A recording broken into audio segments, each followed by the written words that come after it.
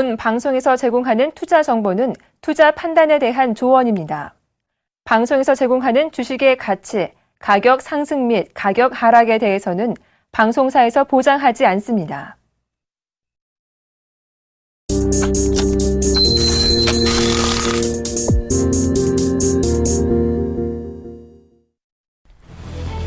푸틴 러시아 대통령이 크림 자치공화국의 러시아 합병조약에 서명했습니다. 합병조약은 러시아 의회의 비준을 받아야 효력이 생기며 러시아 의회는 오는 21일 합병조약 비준을 위한 특별의회를 열기로 했습니다. 한편 푸틴 대통령은 러시아는 우크라이나의 분열을 원하지 않는다며 러시아가 크림에 이어 우크라이나의 다른 지역까지 병합할 것이라는 일각의 주장은 사실이 아니라고 말했습니다. 뉴욕 증시가 푸틴 러시아 대통령의 발언과 미 경제지표 호조에 힘입어서 상승세로 마감했습니다. 다우지수는 전날보다 0.55% 오른 16,336.19로 거래를 마쳤고 S&P 500 지수와 나스닥 지수 각각 0.72%, 1.25% 상승했습니다. 미국의 지난 2월 주택 착공 건수가 소폭 감소한 것으로 나타났습니다. 다만 주택 허가 건수는 증가한 것으로 나타나며 추후 신규 주택 건설 프로젝트가 증가할 것임을 짐작했습니다. 미국 상무부는 지난달 주택 착공 건수가 90만 7천 건을 기록했다고 밝혔습니다. 이는 전월 대비 0.2% 감소한 것으로 지난 1월 착공 건수는 당초 88만 건에서 90만 9천 건으로 상향 조정됐습니다. 미국의 지난달 소비자 물가가 식품 및 주택 가격 상승으로 소폭 상승했습니다. 미국 노동부는 지난 2월 소비자 물가 지수가 0.1% 상승했다고 밝혔습니다. 같은 기간 식품 가격은 0.4% 상승하며 지난 2011년 9월 이후 최대폭을 나타냈고 에너지 가격은 0.5% 하락했습니다. 유럽 증시가 이틀 연속 상승 마감했습니다. 푸틴 러시아 대통령이 크림 자치공화국을 제외한 다른 우크라이나 지역에 관여하지 않겠다는 의사를 밝힌 것이 증시에 호재로 작용했습니다. 영국 증시는 0.6% 올랐고 독일 증시도 0.7% 상승했습니다. 프랑스 증시 역시 1% 올랐습니다. 독일의 경기 선행지수가 3달 연속 하락했습니다. 독일 민간 연구소인 GW는 3월 투자자 경기 신뢰지수가 46.6으로 나타났다고 발표했습니다. 이는 전월 55.7과 전망치 52를 모두 밑도는 수치입니다. 지난해 12월에 7년 내 최고치인 62까지 상승한 뒤 1월에 0.3포인트, 2월에 6포인트 떨어진 데 뒤이은 것으로 3개월 연속 하락세를 보여주고 있습니다.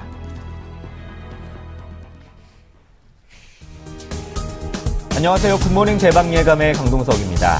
뉴욕 증시는 우크라이나 사태 우려 완화와 또 미국 경제지표 호재에 힘입어서 이틀째 상승세를 이어갔습니다. 나스닥 지수가 1% 넘게 오르면서 가장 큰 폭으로 상승했고 다우와 S&P 500 지수도 이틀째 상승을 지켰습니다. 푸틴 러시아 대통령이 크림 이외의 우크라이나 지역에 대한 관심이 없다고 밝히면서 우크라이나 사태에 대한 우려가 완화된 것이 증시에 호재로 작용했고 또한 미국의 주택 지표가 호조를 보인 것도 뉴욕 증시에 긍정적으로 작용을 했습니다. 미국의 2월 주택 착공 건수가 90만 7천 건을 기록해서 3개월째 감소세를 보였지만 건축 허가 건수는 증가해서 향후 주택시장 전망을 밝게 했습니다. 이제 시장의 관심은 FOMC 회의에서 어떻게 선제적 안내를 수정할지 여부와 또한 옐런 의장 취임 후 첫 FOMC에서 어떤 정책적인 기조를 펼치게 될지 다시 한번 시장의 관심이 커지고 있습니다. 먼저 마감된 자세한 뉴욕 증시부터 살펴보시겠습니다. 네, 뉴욕 증시는 3대 지수 모두 상승했습니다.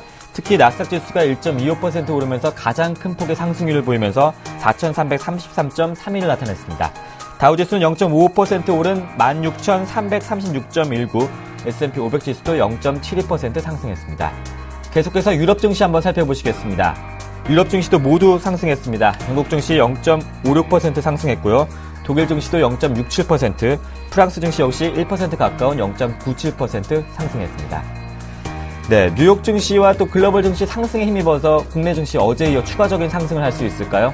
3월 19일 굿모닝 대박 예감 지금 바로 출발합니다.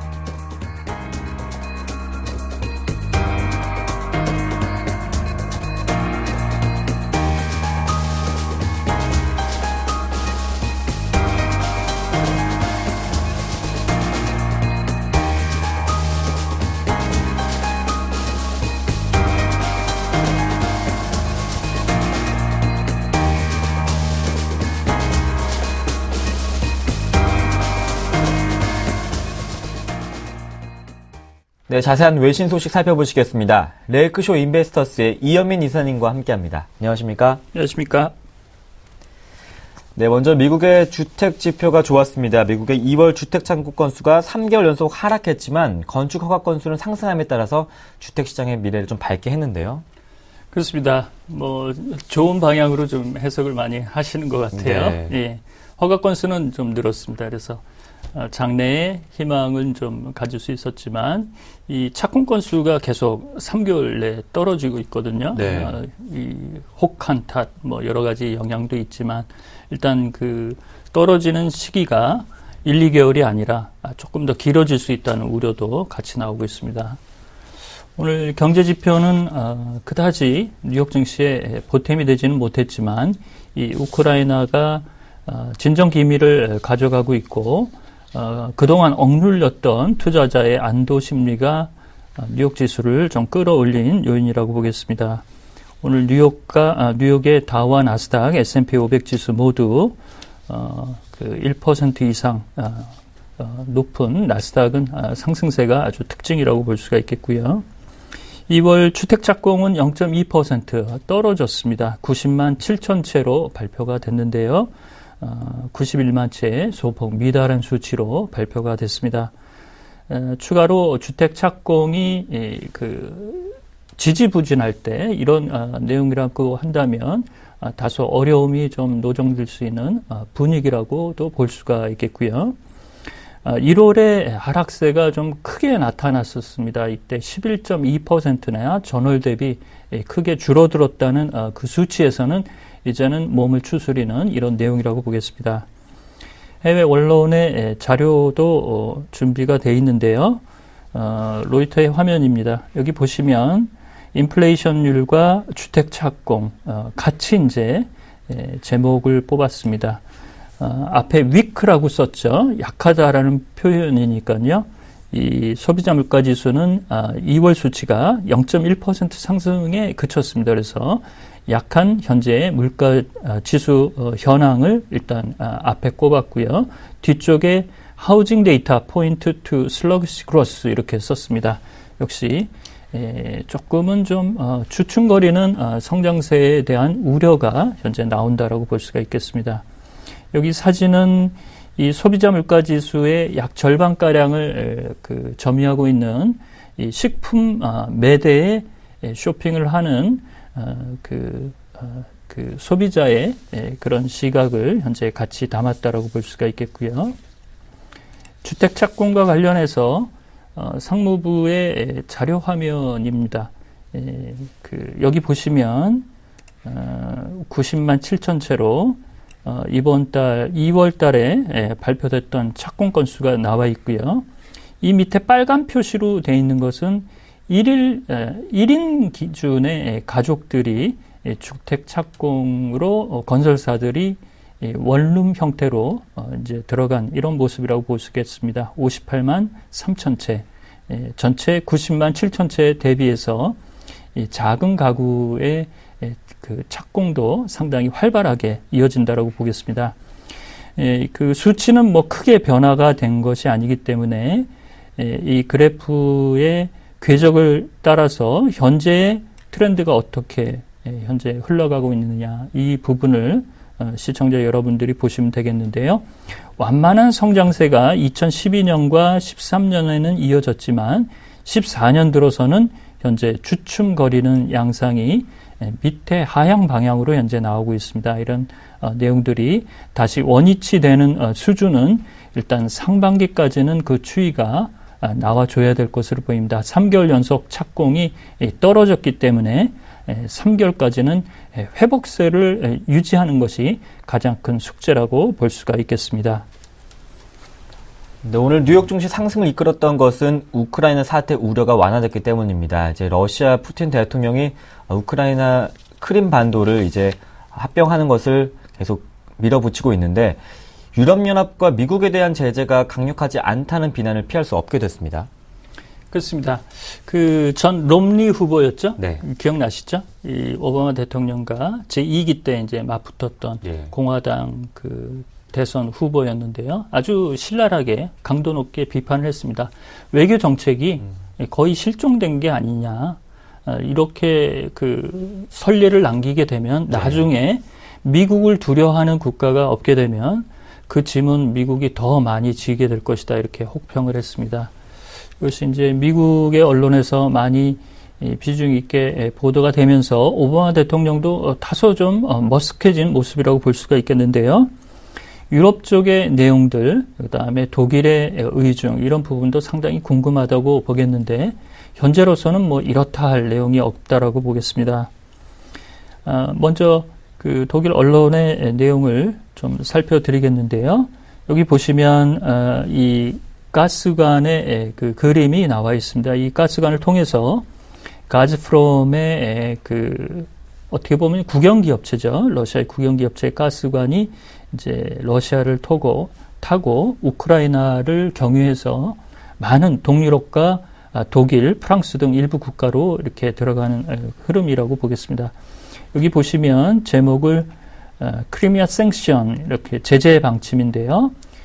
Europe should impose stiffer penalty라고 썼습니다. 여기 stiffer라고 그러니까 가혹한 더 강하게 밀어붙여라라고 얘기를 했다라고 볼 수가 있겠고요.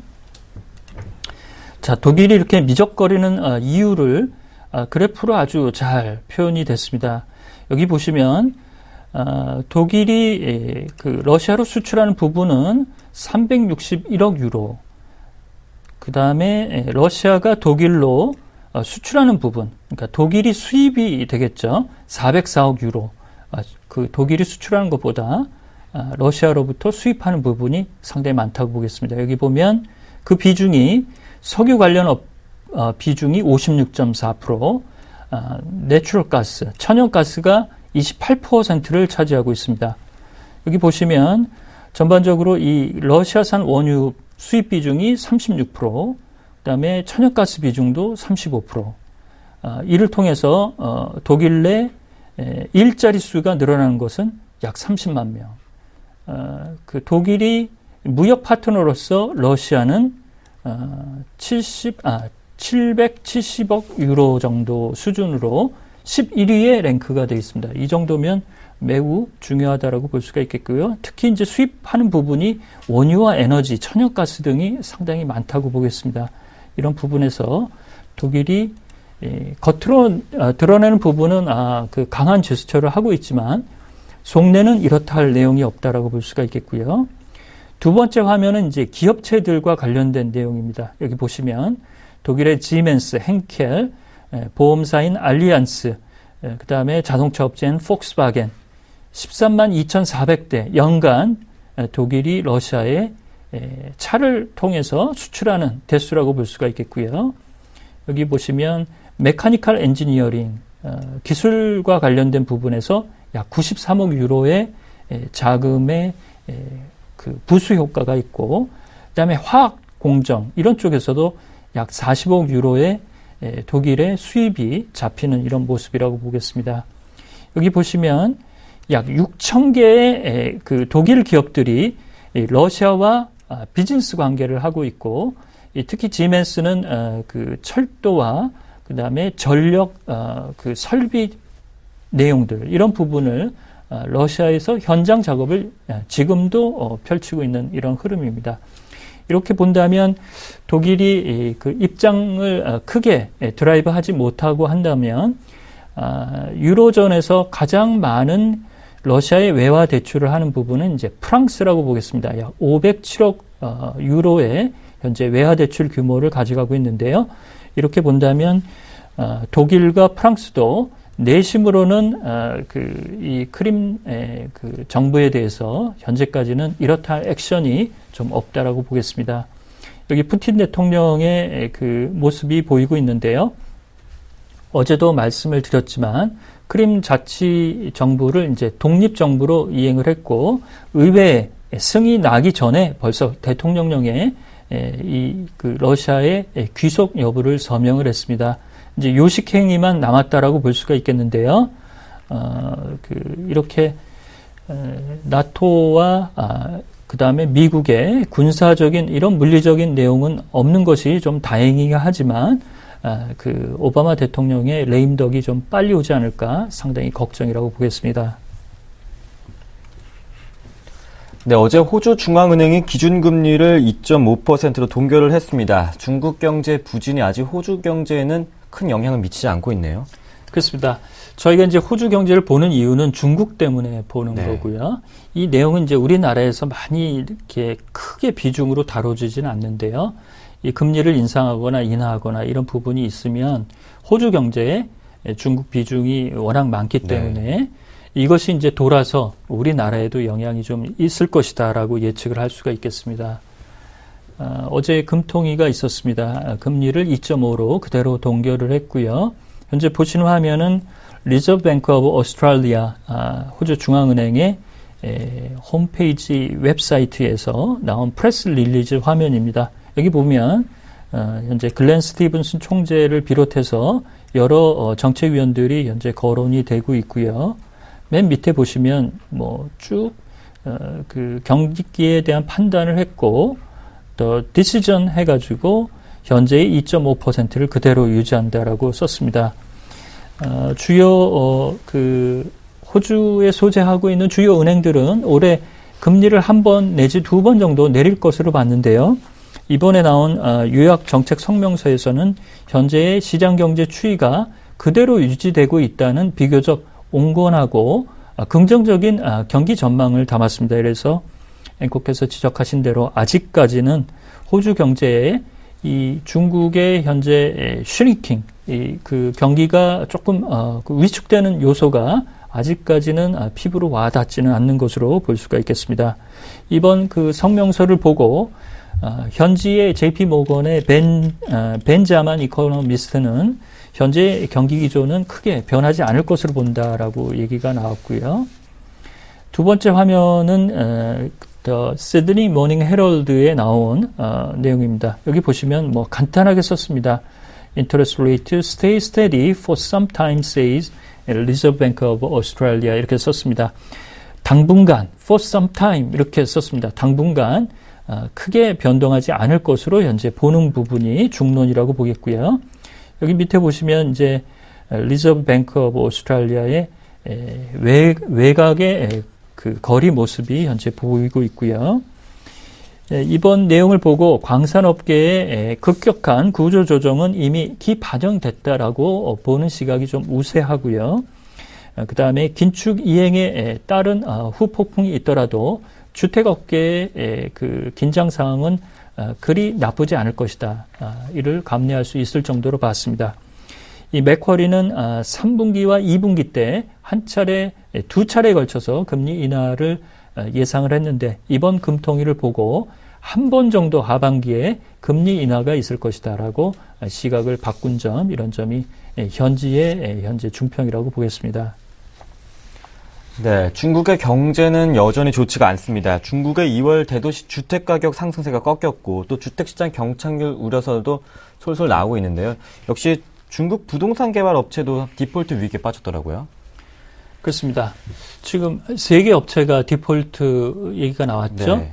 그리고 은행 대출은 줄이고 있어요. 그러니까 자금을 줄이니까 그 실물 자산인 구리 이런 거를 이제 팔고 있고, 네.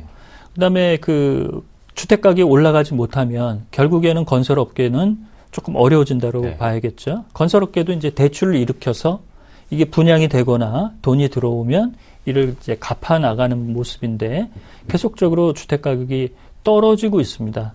이런 부분은 상당히 우려할 수 있는 내용들이 조금씩 튀어나오는 것이 아닌가라고 볼 수가 있겠는데요.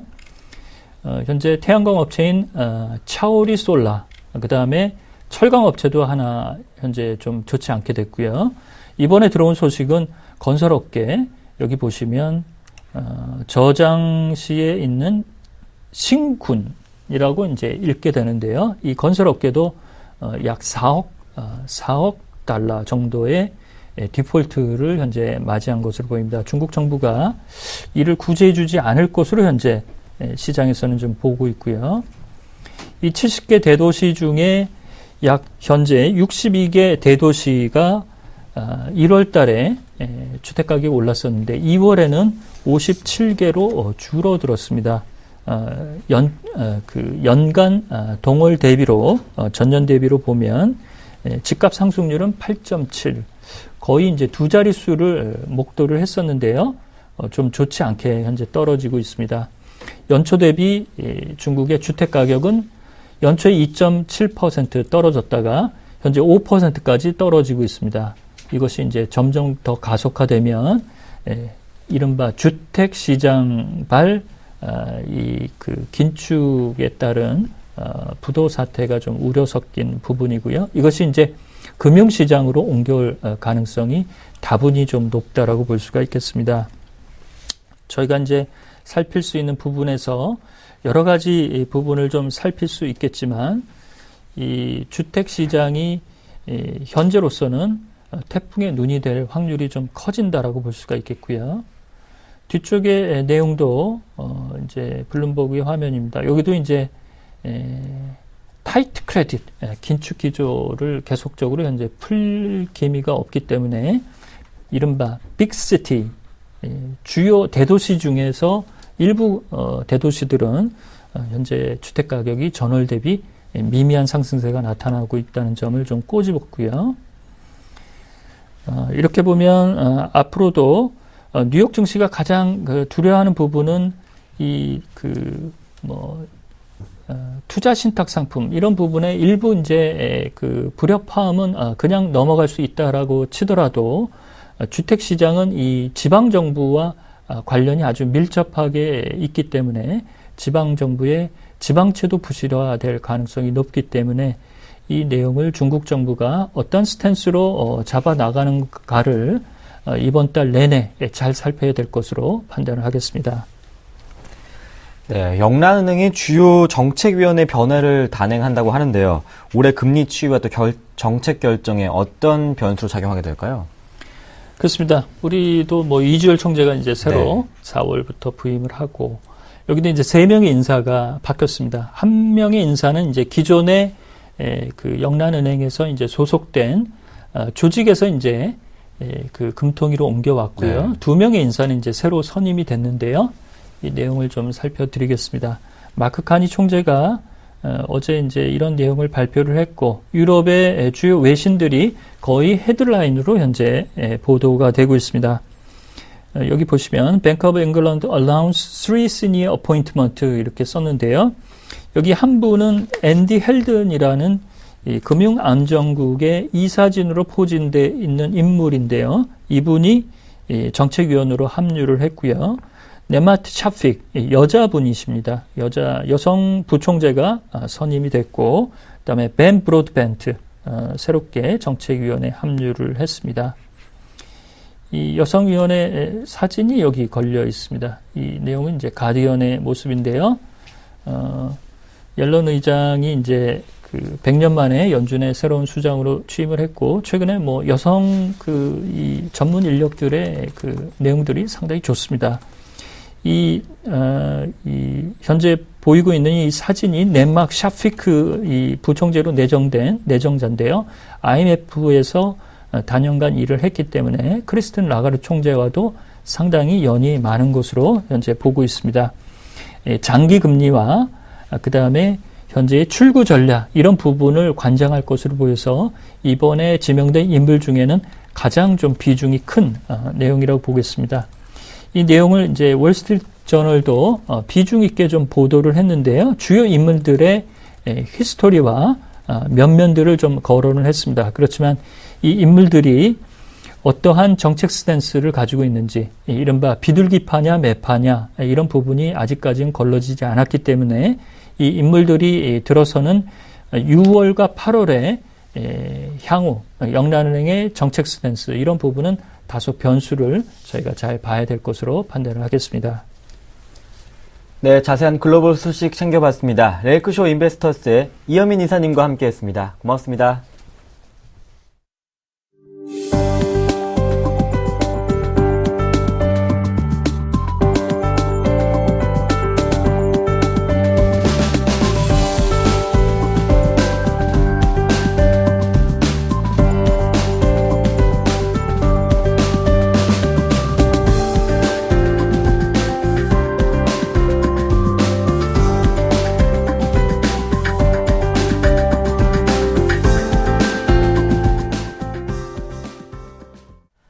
오늘장 전략 시간입니다. 유진투자증권 압구정지점의 정승현 과장님과 함께 이야기 나눠보겠습니다. 안녕하십니까? 네, 안녕하세요.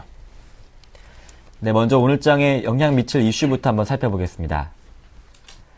첫 번째 이슈는 소득공제 장기펀드 상품 판매 시작으로 어제 기관의 매수세가 유입이 됐습니다. 두 번째는 중대형 화면 아이폰 출시설에 관련주가 강세를 보였죠. 마지막으로 영종도 복합 리조트 카지노가 외국 기업에 개방된다는 소식에 관련주가 강세를 나타냈습니다. 먼저 어제 기관의 매수 속에 1940선을 코스피가 회복했습니다. 네. 어제 2천억이 넘는 기관의 네. 매수세가 들어왔는데, 사실 최근에, 외국인이 좀 매도세로 전환을 하면서 시장 분위기가 1900 초반까지 밀리면서 수급의 부재, 모멘텀 부재, 이런 부분들이 시장의 가장 큰 악재로 시달리고 있다라고 판단이 되고 있는데, 일단 어제 시장에서 그 기관들의 매수 유입 상당히 긍정적으로 우리가 바라볼 수 있지 않나라는 생각이 드는데, 일단 사실 최근에 보면 기관의 어떤 뭐 개인 투자자든 특히나 이제 개인 투자자들이 되겠죠. 개인 투자자들의 펀드 유입 자금액이 상당히 뭐 멈춰 있다라고 해도 과언이 아닐 정도로 좀 정책이었습니다. 하지만 이 소득공제 장기 펀드가 지난 월요일부터 판매가 시작이 되면서 아무래도 이 자금은 중장기적 최소한 5년 이상의 펀드 자금으로 유입이 되는 뭐 이런 상품들이기 때문에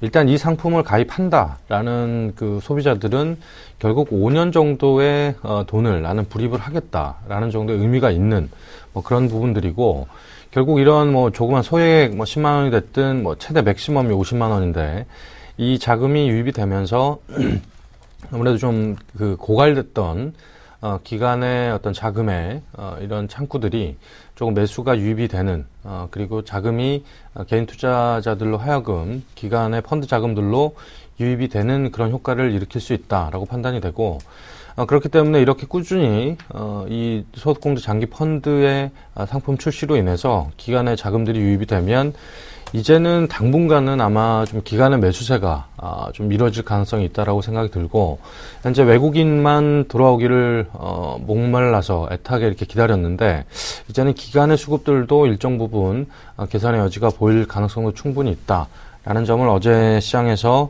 충분히 확인되는 뭐 그런 상황이었습니다. 네. 조금 화면이 커진 아이폰이 새롭게 출시될 것이라는 소식에 관련주가 강세를 보였더라고요. 네.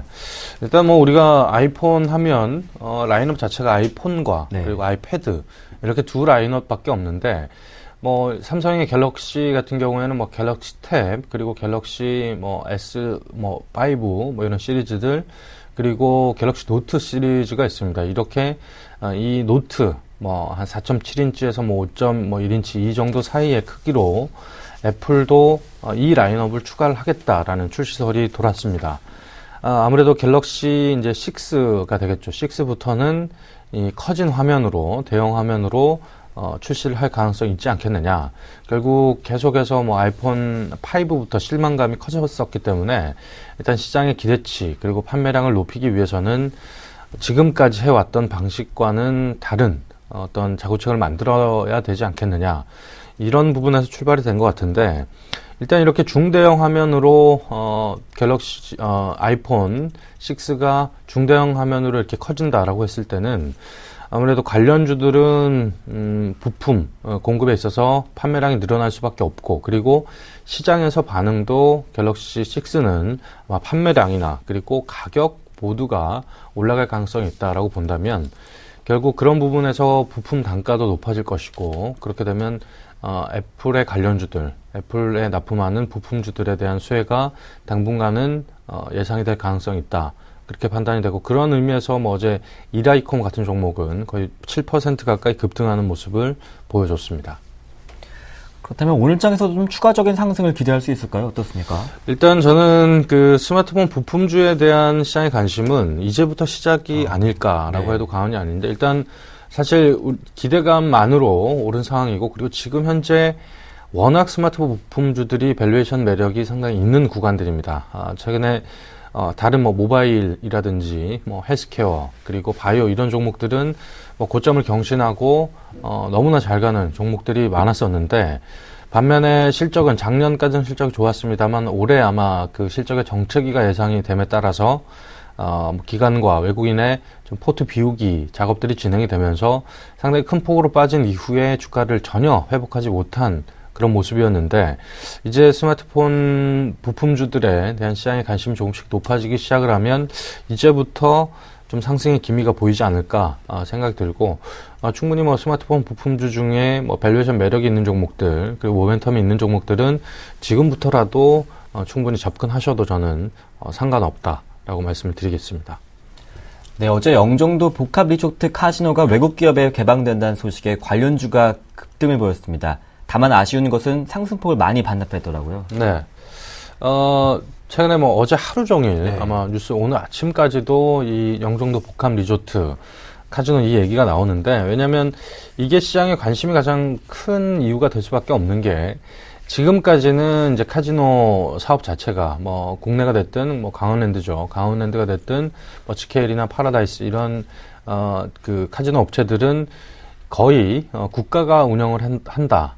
뭐 국가가 이제 그 지분을 조금씩 넘기면서 이렇게 운영을 하는 그런 국가의 독과점 형태로 운영이 됐는데, 이 부분을 외국 자본에 허용을 한다라는 점, 이 부분에 상당히 큰 의미가 있다라고 생각이 들고, 이렇게 되면 뭐 미국의 라스베가스나 뭐 마카오 이 정도의 복합 리조트 카지노를 만들겠다라는 뭐 정부의 의지가 드러난다라고 판단이 되는데, 이렇게 외국 자본이 들어오고 영종도의 복합 리조트 이 부분에 있어서 사업성이 뭐 얼마나 고용 효과가 일어날지 뭐 이런 얘기들이 어제 뉴스 하루 종일 나오던데, 뭐 그 부분에 있어서 어제 이런 얘기가 시장에 돌면서 파라다이스 그리고 GKL 강세를 보였는데, 뭐 파라다이스 같은 경우에는 거의 뭐 상한가까지 간 이후에 또 이 하나의 이슈로 그리고 뉴스만으로 이렇게 뜨는 그런 종목들은 대부분 상승폭을 반납하는 경우가 많습니다. 그리고 뭐 2016년 뭐 그리고 18년까지 외국인의 그 허가권을 결정을 하겠다라고 판단이 되기 때문에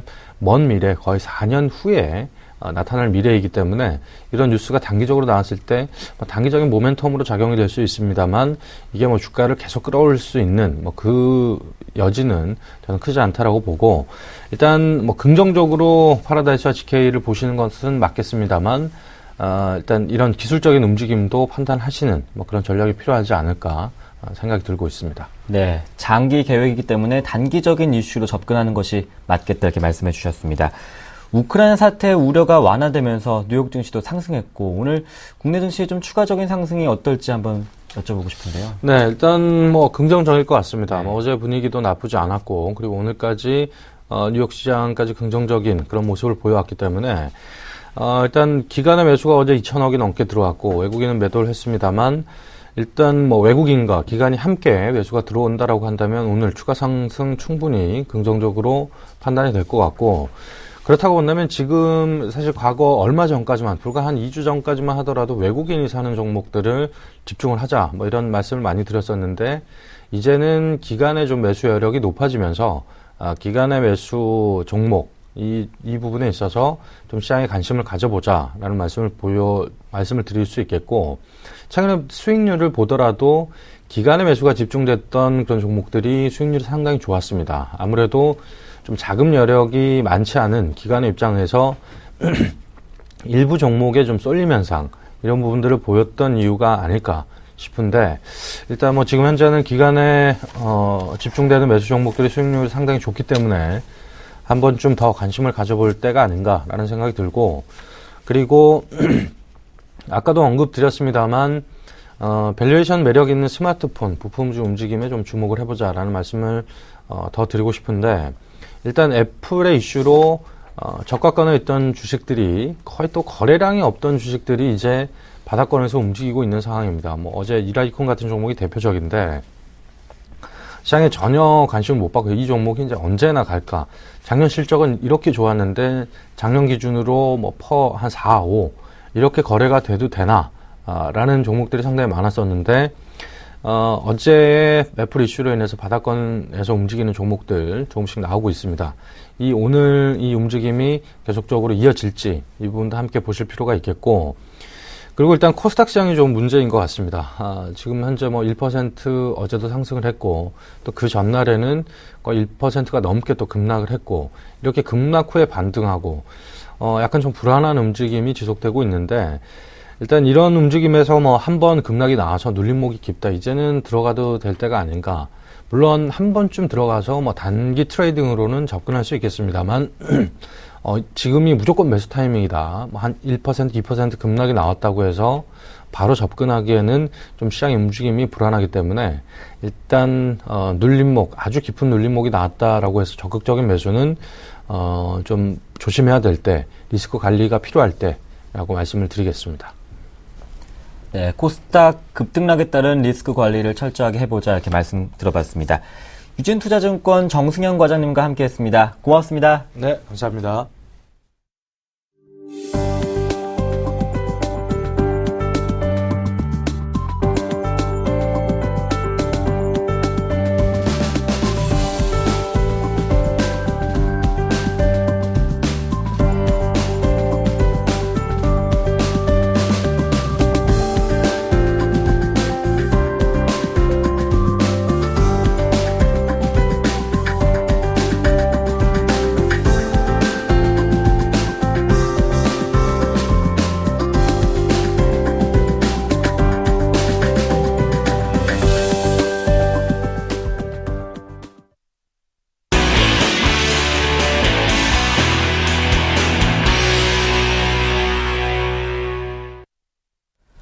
글로벌 인사들의 발언과 이슈에 대해서 색다른 시각으로 숨은 의미를 분석해보는 시간입니다. 김동섭의 일당백, IM투자증권 김동섭 이사님과 함께합니다. 안녕하십니까? 네, 안녕하세요.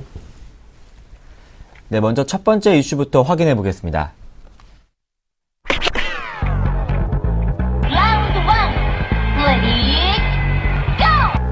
미국 투자회사 브라운 브라더스 해리먼 전문가들은 연준이 올해 경제 성장률 전망치를 2.8에서 3.2%로 소폭 하향 조정할 것이라고 전망했습니다. 네, 연준이 경제 성장률 전망치를 하향 조정하게 될지, 하향 조정하게 된다면 어떤 폭으로 조정할지 김동섭 이사님의 의견이 먼저 궁금한데요. 일단 지난번 한파로 인해서 그 지표가 굉장히 안 좋아졌기 때문에 이제 평균치를 계산해 보면 약간 낮아질 수 있는 부분을 좀 열어두고 있는 것으로 보이고 있고요. 그렇다면 결국 연준의 그 경제 전망치는 높아지기는 좀 어려울 것이다라는 생각을 해야 될 것 같습니다. 그렇다면 결국 뭐 하향 조정 가능성은 상당히 열어져 있다라는 생각을 해야 될 것 같고요. 경제 전망이 하향 조정된다는 것은 이제 그 FOMC 회의에서 FRB 의원들의 약간 강공 드라이브로 테이퍼링을 하기가 좀 부담스러워지는 그런 상황이 될 수 있다라는 부분이 우리가 지금 생각해야 될 부분이 아닌가 이렇게 판단할 수 있고요. 지금 뭐 시장 일각에서는 3%를 넘길 것이다, 뭐 4%까지도 갈 것이다라고 하는 사람도 있거든요. 뭐 4%까지 가는 것은 뭐 자산이 많이 증가했기 때문에 그것이 이제 영향을 주고 또 정부 지출이 줄어들게 4%까지 갈 것이다라고 사람도 있는데 제가 볼 때 4%까지 좀 어려울 것 같고요. 지금 제시한 것처럼 뭐 2점 후반대, 2% 후반대를 제시하는 경우도 있는데, 저는 제가 볼 때는 2% 후반대에서 3% 초반대 가능성은 열려있지 않을까. 근데 사실은 이것도 그 작년 초에 GDP 산정 방법을 바꿨어요. 바꾸면서 이게 사실은 이 프로테이가 굉장히 높아졌거든요. 원래는 이전에 그 GDP 산정으로 보면 아마 지금 1.5, 6%대밖에 되지 않을 겁니다. 그러니까 이전 산정으로 보면 2%대 초반 가능성이 높고요. 그렇다면 지금 바꾼 거로 본다면 거의 3%대 초반까지도 가능성을 좀 열어두고 보시는 게 좋겠다. 그러나 실제로 미국 경기가 완벽하게 회복되는 그런 상황은 아니기 때문에 이것도 100% 믿기는 좀 어렵다라는 생각을 해봐야 될 것 같고요. 한파회의에서 지표가 나빠졌다가 지금 지표가 약간 개선되고 있지만 정상 수준까지 아직 올라오지 못했다라는 거죠. 이런 부분을 본다 그러면은 꼭 한파에 의해서만 이루어진 것이 아닐 수도 있기 때문에 경제 전망에 대해서 좀 더 지켜보는 전략이 필요하지 않을까라는 생각을 해봐야 될 것 같습니다. 네, 한파가 아닌 다른 변수에 의한 미경제를 분석할 수 있기 때문에 이사님께서는 2% 후반대에서 3% 초반대까지 미국 경제 성장률을 말씀해 주셨습니다. 참고해 보시면 좋을 것 같고요. 계속해서 2라운드가 이어집니다.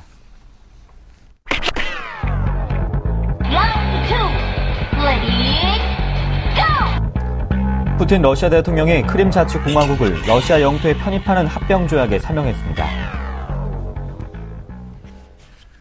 무력 충돌 없이 이제 합병이 이루어지는 상황이 발생하는데요. 참 어이가 없는 상황이긴 한데요. 네. 어저께 그 미국장이 상승했죠. 상승한 배경에는 푸틴이 동부는 건드리지 않겠다라고 얘기를 했답니다. 네. 이제 그게 시장에서 더 이상 시장이 이번 크림반도 합병 외에는 더 번지지 않겠구나라는 시장의 투자가들의 생각이 바뀐 것 같습니다. 시장에. 근데 이게 좀 말이 안 되는 거죠. 푸틴이 아무리 러시아 대통령이나 우크라이나 동부는 개입하고 안 개입하고 이런 얘기를 하면서 시장을 흔드는 거 자체가 좀 이해가 안 되는 거고요. 중요한 것은 크림반도가 되게 중요한 건데 크림반도는 쏙 빼먹고 시장의 관점을 딴 데로 돌려버리는 그런 상황인데 거기에 또 시장은 반응하는 것이 좀 특징이다라고 보여주고 있는데요. 우리가 이제 여기서 중요하게 생각해야 될 것은 우크라이나 사태, 특히 크림반도와 러시아의 합병에 대한 부분이 시장의 대세 상승을 막을 정도는 안 됐다라는 것이 우리가 중요하게 생각해야 될 부분입니다. 그 얘기는 무슨 말이냐면 시장은 지금 대세 상승 구간에 있다라는 것을 알려주는 시그널이 이번 우크라이나 사태였다라고 본다면 지금 시장에서 만약에 조정이 들어오는 것은 정말 매수로 대응하는 것이 맞았구나라는 것을 다시 한번 확인시키는 그런 과정이다라고 봐야 될 것 같고요. 그렇다면 결국 지금 시장은 제가 지난번에 말씀한 것처럼 버블을 기다리는 상황이 아니겠냐라고 봐야 될 것 같습니다.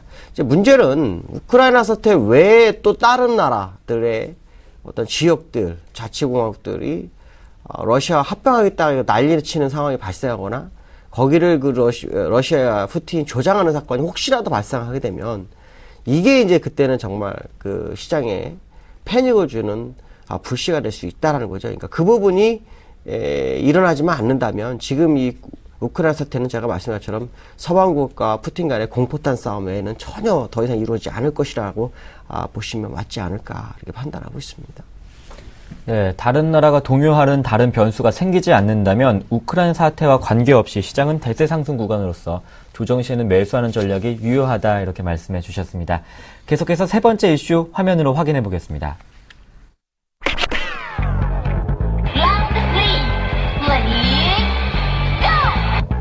모건 스탠리에 따르면 원달러 환율은 올해 1분기 1,075원에서 2분기에는 1,100원으로 오르고 연말에는 1,125원까지 상승해 달러 대비 원화 가치가 꾸준히 하락할 것으로 전망했습니다.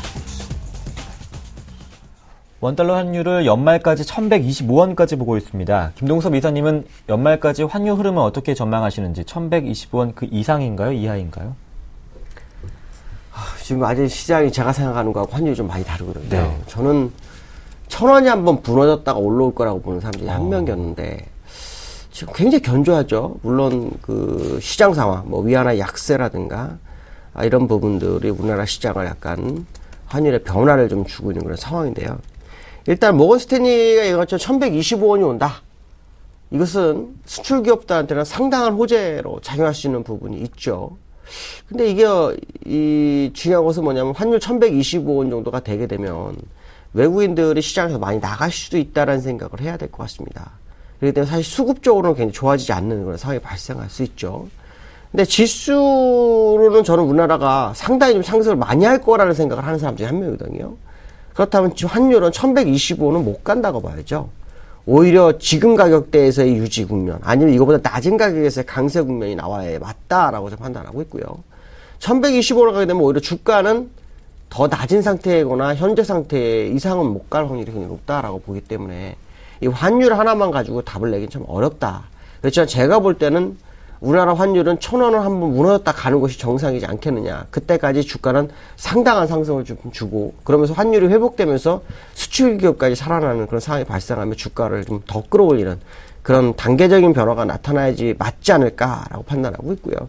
모건 스탠리의 1,125원 제시, 어저께는 사실은 이 뉴스가 나오면, 이 뉴스가 시장에 약간 영향을 줬는지, 어저께 우리나라 원달러 같은 경우에는 이제 하락하다 다시 되돌렸거든요. 그러니까 이런 부분들을 본다면, 지금 외국계에서 보는 시각은 약간 그 약세 가능성을 좀 연출하는 것 같습니다. 근데 제가 볼 때는 이 1,125원이 연말에 1,125원은 쉽지 않을 수 있다는 생각을 한번 접근해야 될 것 같고요.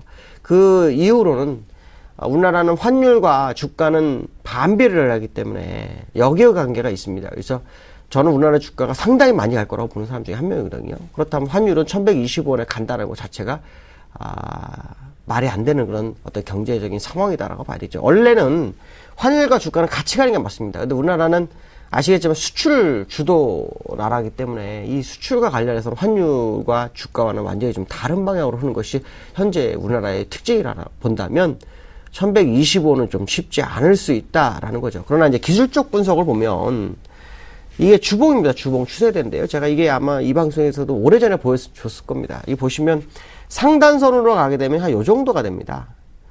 상단선으로 가게 되면 요 자리가 이제 1120원이죠. 그러니까 모건 스탠리가 얘기한 거로 본다면 1120원이 상단선 값에 걸릴 수 있는 부분이 있고요. 근데 이제 중요한 것은 뭐냐면 저는 이 하단선에 지금 세 번째가 나와야 한다고 보는 사람 중에 한 명이거든요. 이 하단선은 요 연장선의 하단이기 때문에 이게 이제 1000원이 이탈을 잠깐 했다가 올라오는 자리라고 저는 판단을 하고 있죠.